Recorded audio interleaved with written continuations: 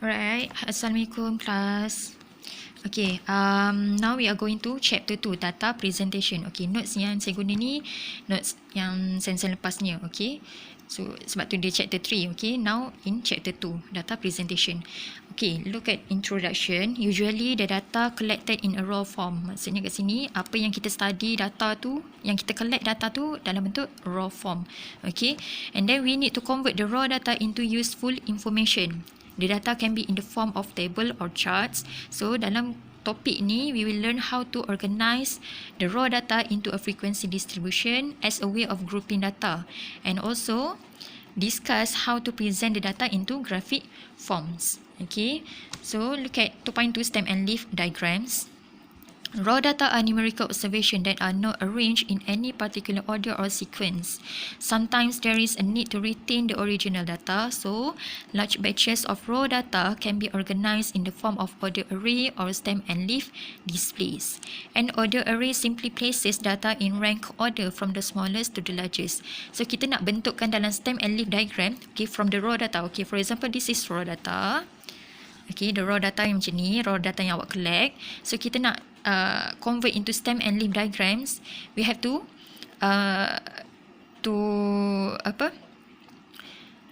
form the smallest to the largest mengikut ranking. Okay, mengikut susunan. Okay, so kat sini kalau awak tengok pada example 1, okay, macam ni bentuknya stem and leaf macam ni. Look at dia punya table 1 tu, key to 1 means 21. Okay, maksudnya kat sini contoh ada dia punya raw data dia 21. Okay, yang table ni 21 ni. Okay, 21. So kita kena split kan. Okay, split kan. This is stem. And then this is leaf. Okay, split kan dia. Stem, leaf. So sebab tu dalam key dia tu, dalam table tu, so this is stem, this is leaf. So split kan 21 ni. Okay, yang first digit ni adalah stem, yang second digit ni adalah leaf. So dia akan jadi 2, 1 kat sini. Okay, boleh nampak tak? Okay, boleh faham tak maksudnya macam ni? So kalau mengikut yang ni, macam mana kalau ada 10, 28, 31. So awak kena susun. Awak kena susun mengikut from the smallest to the largest. Okay, stem and leaf. Okay, for example saya ambil yang 5 dengan 2 ni ada satu digit dia. Okay, okay, bila ada satu digit kat situ, so dia akan kat sini kita start dengan 0. Okay, dia 2, 5 mengikut susunan. Okay, daripada kecil ke besar. Okay, macam mana kalau dengan 10?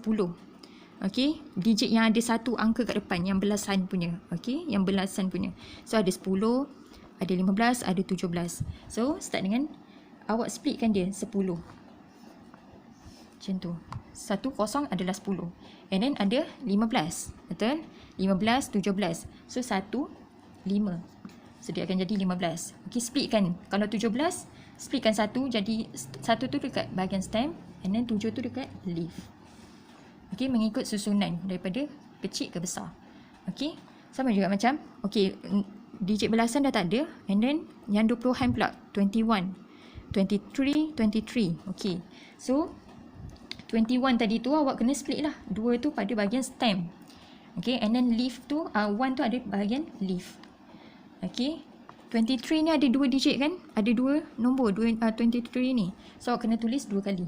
23, 23, 23. Okay, mengikut susunan daripada kecil ke besar. This is stem and leaf diagram.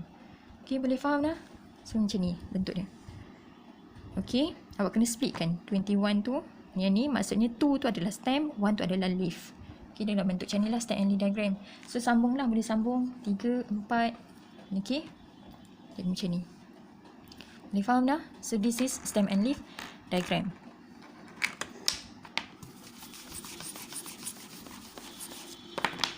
The next, frequency distribution. Okay, frequency distribution is an arrangement of data that displays the frequency of occurrence of values of data. There are simple formula to calculate the important statistics such as mean, median, mode and standard deviation. Okay, benda ni yang awak dah belajar lah waktu kat sekolah. Okay, so frequency distribution, there are two types for first for qualitative data. Okay, macam mana bentuk frequency distribution for qualitative data? Look at this example tu, macam ni, table macam ni. Okay, maksudnya by categorical. Qualitative data ni by categorical saja. Okay, sebab tu, okay, kalau tengok pada example tu, consider the 25 young executive was taken at random. Each executive was asked to choose one variable that classified into 5 category models of national cars. So maksudnya dalam 25 orang ni kena pilih model car dia, kategori tu. Okay, so kalau ada 5 category models, macam ni lah. Myvi, Saga, Viva, Persona, Alza.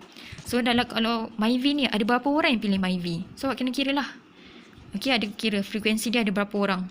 Okay, maksudnya frekuensi ni kalau dalam sekolah dalam waktu sekolah kekerapan. Okay, maksud dia kekerapan ya. Okay, kalau Saga ni ada berapa orang yang pilih Saga? 1, 2, 3. Okay, ada 3. So this is qualitative data by categorical saja. Awak classifykan saja. Okay, for quantitative data, okay, list all the classes and the number of values belong to each class. Data present in the form of frequency distribution is called group data. Okay, for quantitative data ni we will call as group data. So macam mana nak form group data?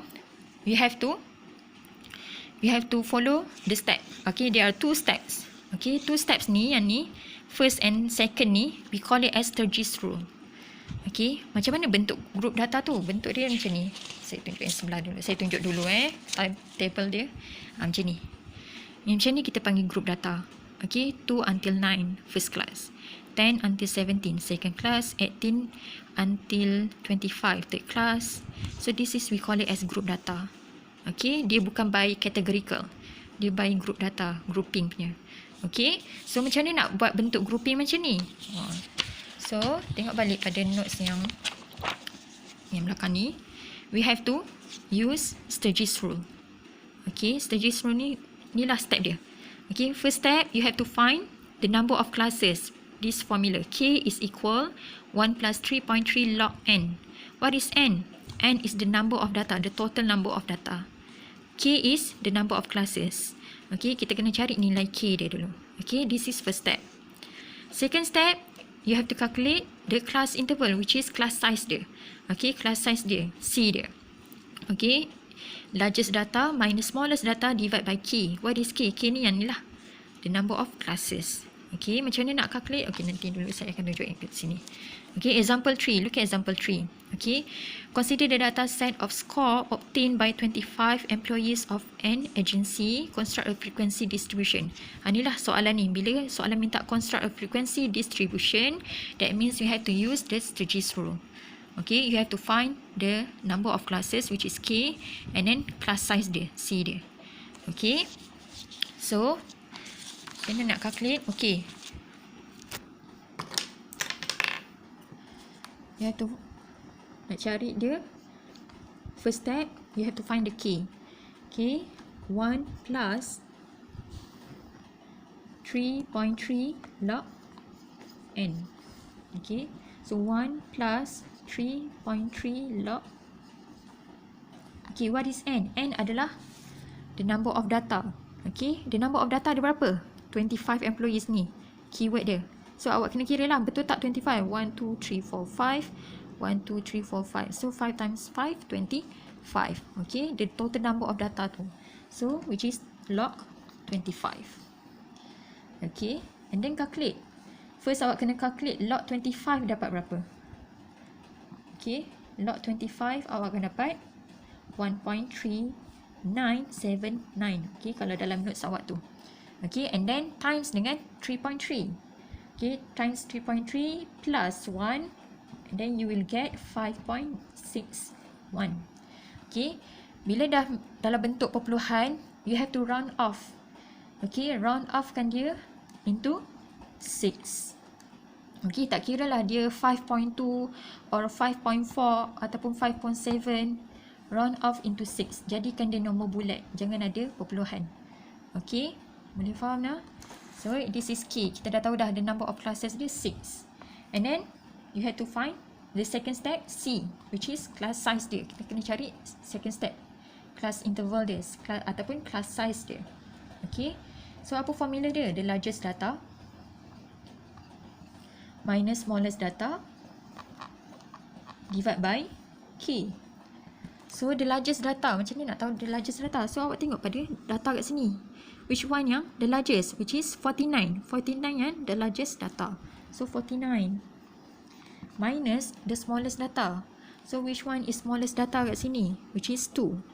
Okay, 2 is the smallest data. So, 49 minus 2 divide K. What is K? Yang ni, first step awak dah cari. Which is 6. So, awak boleh calculate. Awak calculate, awak akan dapat 7.83. Pun sama juga, kalau dalam bentuk perpuluhan, you have to round off into 8 terus. Okay. Okay, walaupun dia even dia dalam 7.1, 7.3, 7.7, also round off into 8. Okay, jadikan dia terus nombor bulat. Alright, boleh faham dah? So, kita dah tahu K is 6, C is 8. Okay, maksudnya K adalah number of classes dia 6. C is class size dia 8. Okay, so bila dah tahu K dengan C dia tu, so macam mana nak groupkan dia, nak groupingkan dia. Ini saya padam nak. Sana.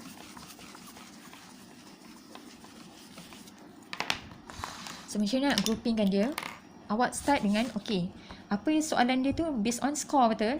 Soalan tu based on score. And then frekuensi dia. Frekuensi dia apa dia sebenarnya? Dia punya employee dia tu. Employees dia. Okay, frekuensi dia punya employee. Ataupun saya buat simbol F saja. Okay. Skor ni apa? Dia punya kelas dia. Okay, kelas dia. So, macam mana nak grouping? Start dengan smallest data. What is smallest data? Which is 2. Okay.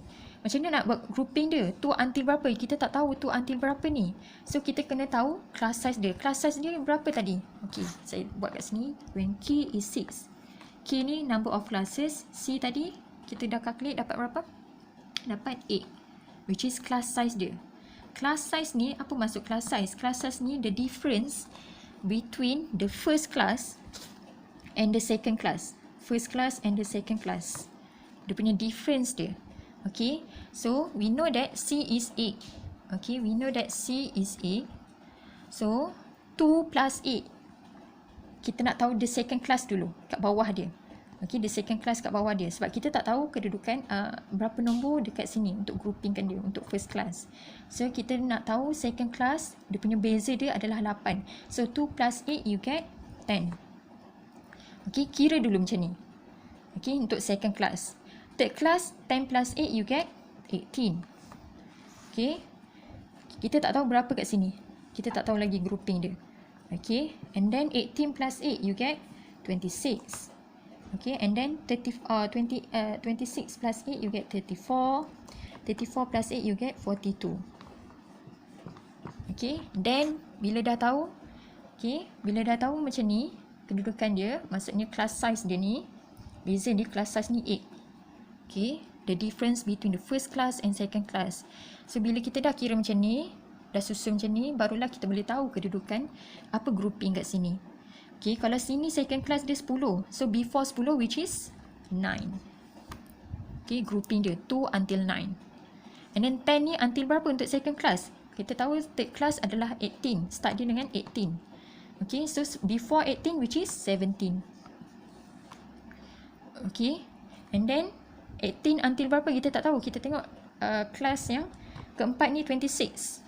Okay, so before 26 which is 25. So, the third class is 18 to 25. So, proceed dengan yang seterusnya. 26 to 33, 34 to 41. Last class macam ni kita nak tahu. So, tambah dengan 8 juga. 42 tambah 8 you get 50. So, before 50 which is 49. So, 50 ni tak perlu dah. Okay, boleh faham tak? Macam mana nak buat grouping macam ni? Okay. And then barulah kita boleh tahu dia punya frekuensi dia. 2 until 9. Macam mana nak tahu 2 until 9? Berapa? So awak kena kira lah. 2 until 9 which is 2 and 5 saja. Okay, 2 and 5 saja. So frekuensi dia adalah 2. Okay. 10 to 17, second class. 10 to 17. So awak kena kira lah 10 to 17 ada berapa? 1, 2, 3, 10, 15, 17. So ada 3 kekerapan kat situ. Okay. And then proceed dengan third class. And then kelas yang keempat, kelima, keenam. Okay. So, okay, bila awak dapat grouping, sorry, saya lupa nak tekankan. Bila awak dapat grouping, tengok betul tak dia punya number of classes. Tadi awak kira K is number of classes which is 6. So, 1, 2, 3, 4, 5, 6. That means betul lah. Okay, grouping yang awak buat ni. Okay. Ini function dia. Kenapa kita cari K? K adalah the number of classes. Okay, 1, 2, 3, 4, 5, 6. C ni class size dia. Okay, the difference between the first class and second class. Okay, ataupun belah sini juga. Sama je. Okay, the difference between the second class and third class which is 8. Class size dia. Okay, and then dia punya frekuensi dia. Boleh faham tak? Okay, frekuensi dia samalah.